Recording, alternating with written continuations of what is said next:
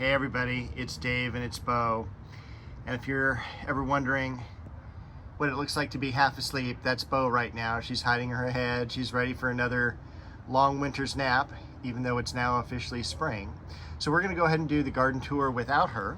There is a lot, and I do mean a lot, to show you today.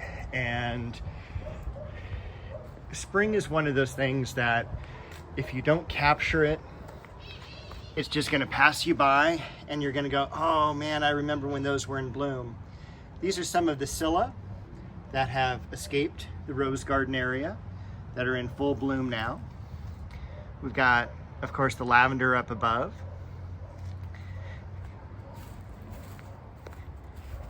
Over here, I wanted to show you the Ipheion, and this is one of those great bulbs that just naturalizes. It comes back year after year after year. It's also great because I didn't buy it, and this is something that just came in from a neighbor. I don't know where it came from.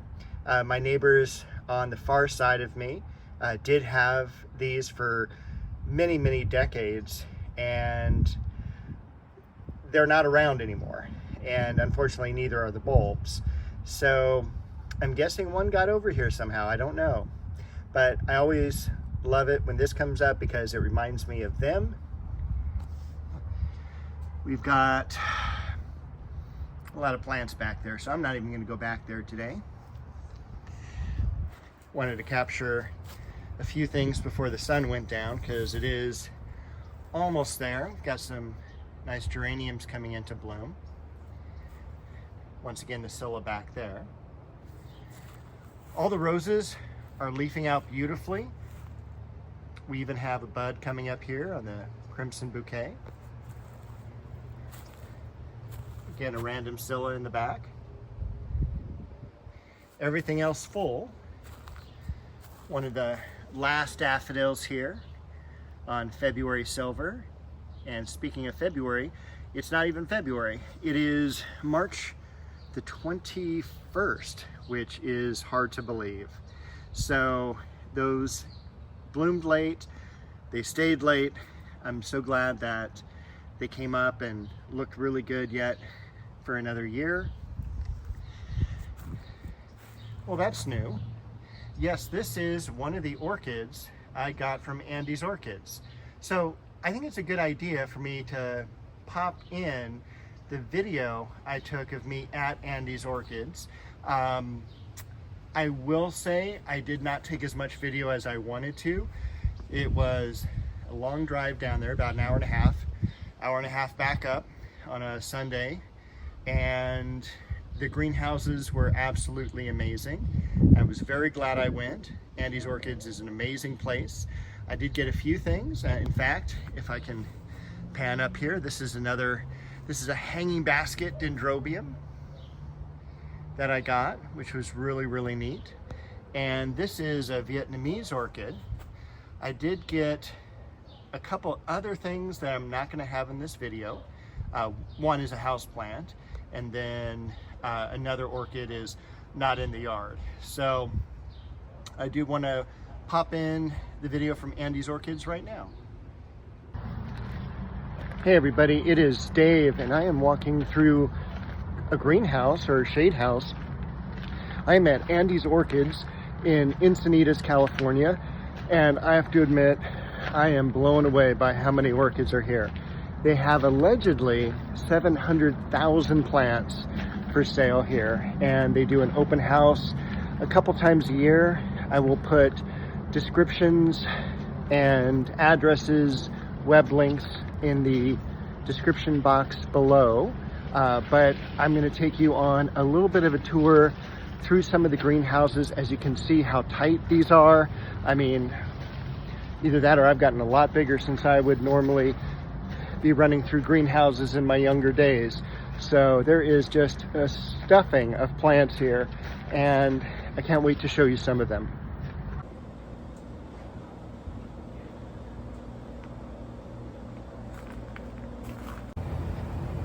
Now, this is an area I don't know if I'm supposed to be in, but it is super hot, super humid, You can see that there's about 5 or 6 rows just of orchids through here at various stages of growth.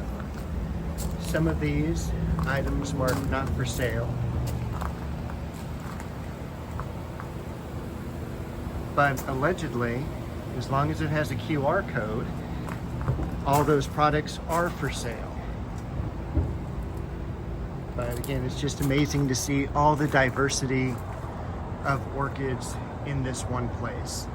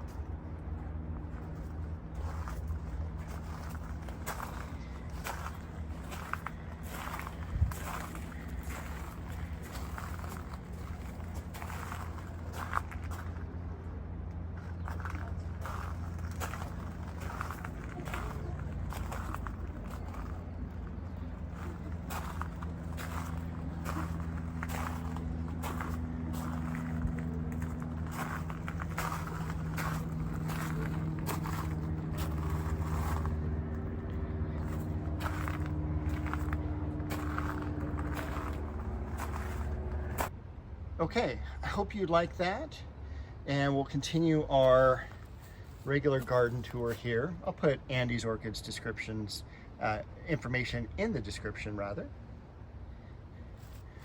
Look at how full that variegated Alstroemeria has gotten. And you will see some debris still. We're 1 week away from our last really bad windstorm. And normally we get maybe 1 or 2 a year. That's about it. And then every decade, a really, really bad one. But this was just a moderate Santa Ana wind, so no complaints. Most of the debris has been picked up already. This is Columbine.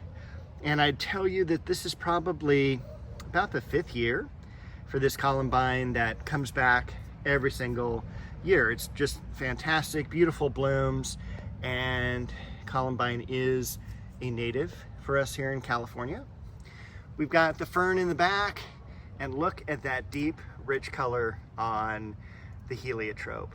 It also has that wonderful kind of violet smell to it, kind of an old-fashioned type of smell.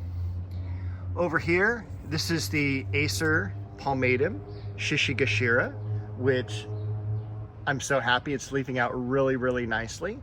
And this is my first year with that, if you're new to watching my videos. So I'm really excited with the contrasting darker colors behind it. We've got a couple of the conifers around it, some dark ajuga, some white viola. I'm looking forward to seeing how this is going to do. I've also got some Irish moss tucked in here too. The hyacinths, they're done for the season. I'll pick the blooms out this week, and then the foliage, that will naturally die down. So you're probably looking at maybe another month or so with that.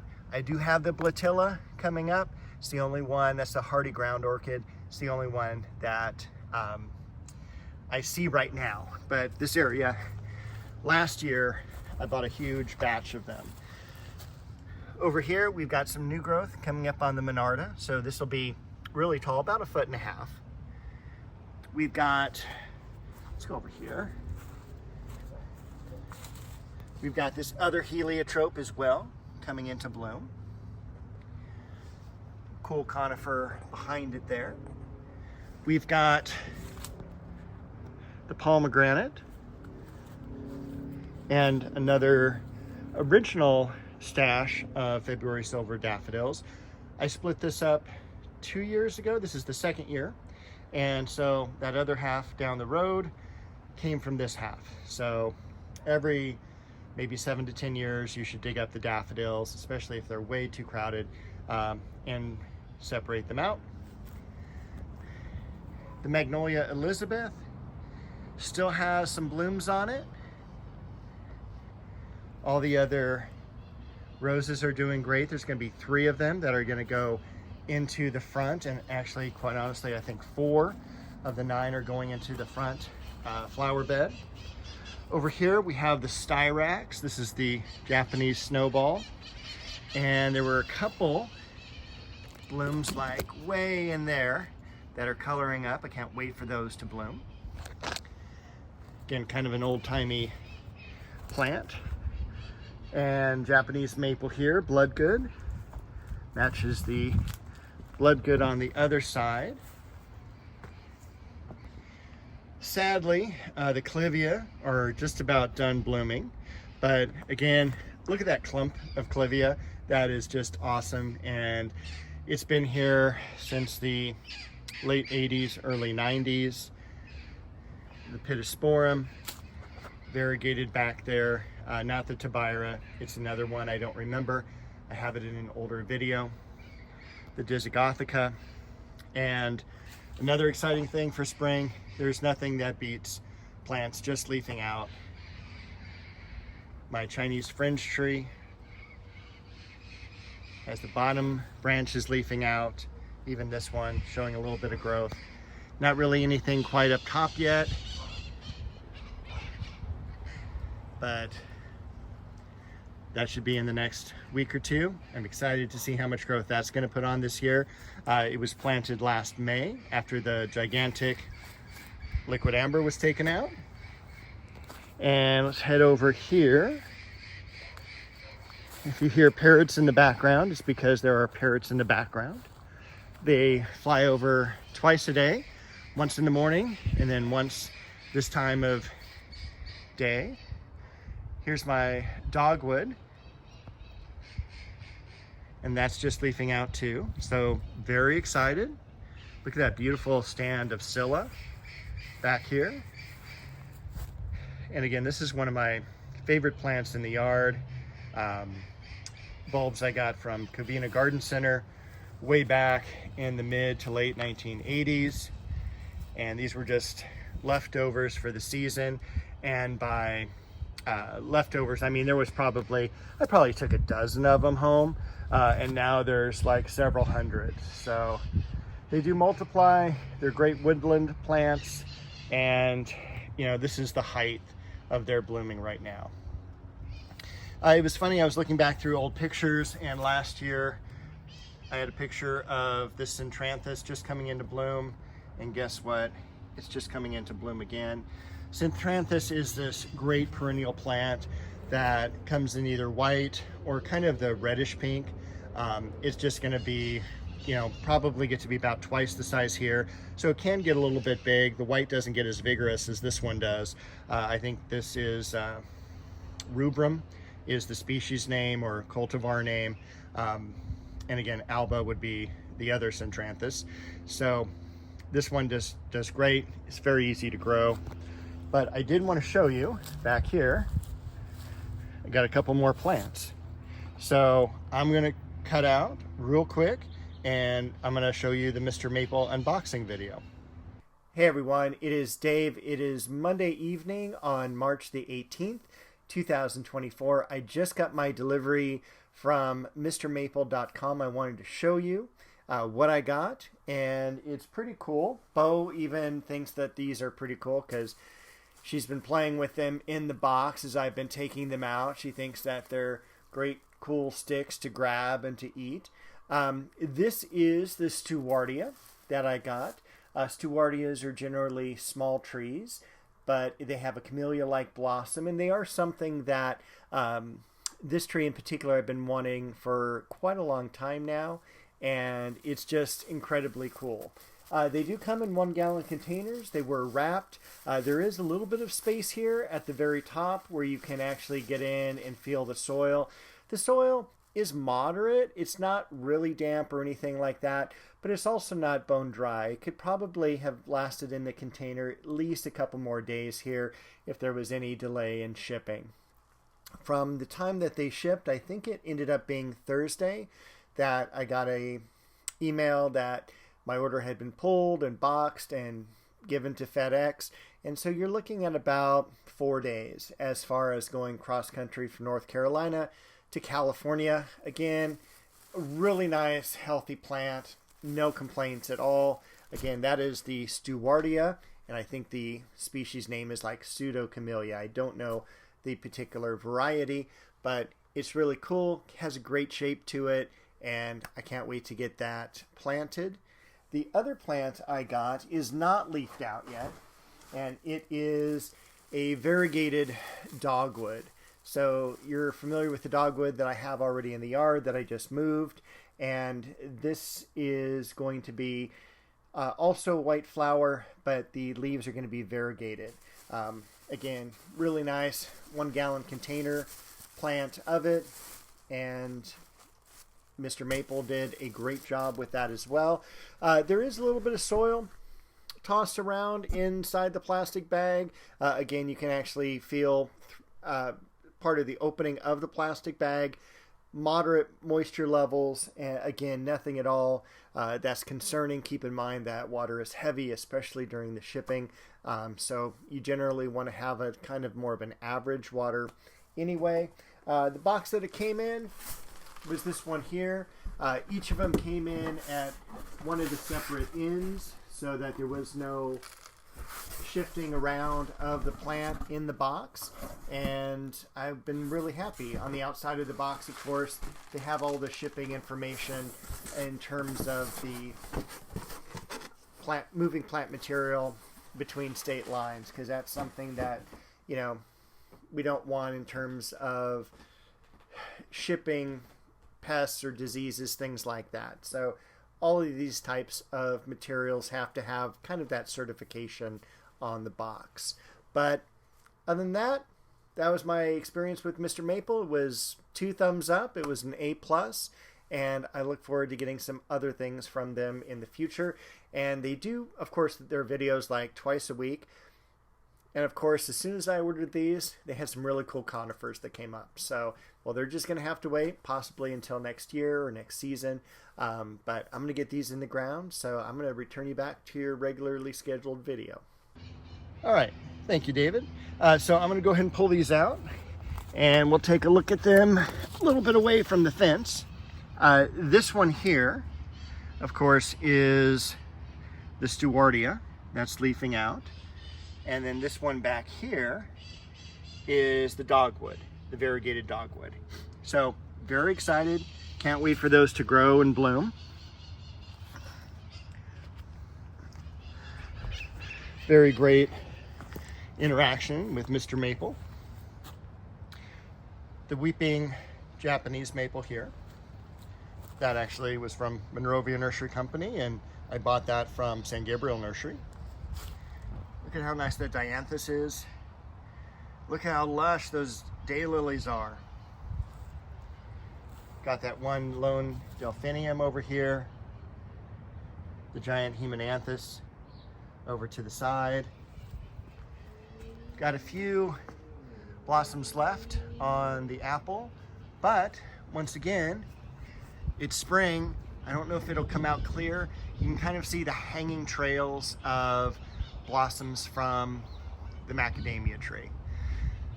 It's going to be outstanding when it comes into bloom. It's just a waterfall of white flowers, which is why I planted that to begin with. Look at that beautiful peach blossom